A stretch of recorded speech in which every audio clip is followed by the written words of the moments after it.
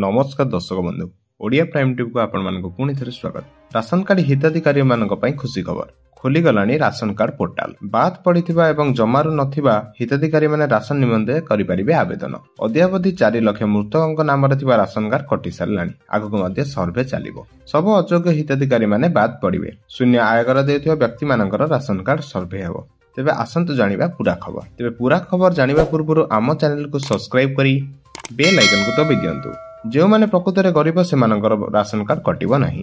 संबलपुर रे शुक्रवार अनुष्ठित विभागीय समीक्षा बैठक में जोगदे एही बली सूचना दैछन्ते खाद्य जोगाण एवं खाउटी कल्याण मंत्री कृष्णचंद्र पात्र। राज्य में 92% ई-केवाईसी शेष हो सारी। एबे नुआ राशन कार्ड दिया प्रक्रिया आरंभ हेबो। सर्वे करिबा परे नुआ कार्ड प्रदान करा जियो बोली मंत्री कहिसन्ते।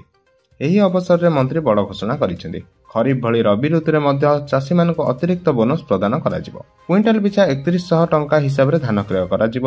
यह द्वारा पश्चिम ओडिशार चाषी माने विशेष रूपे उपकृत हेबे। जलसेचित अंचल में रबी ऋतु में धान चाष करुवा चाषी यार फायदा पाई परिबे। संबलपुर में धान किणाबेगा संपर्क में सूचना दे श्री पात्र कहिसन्ति जिले में बिना कटेछानी धान किणा जायछि। कटेछानी रे काम करथुवा मिल सील करा जायछि। अनेक हिताधिकारी विरुद्ध में कार्यानुष्ठान नियाଯାଇଛି। चाषी धान किणा जिवार 48 घंटा मध्य टंका प्रदान करा जायछि। राज्य सरकार धान संग्रह उद्देश्य साकार होईछि। जिलापाल सिद्धेश्वर बलिराम बंदर कहिसन्ति कि जिले में 32 लाख क्विंटाल धान किणा जायछि।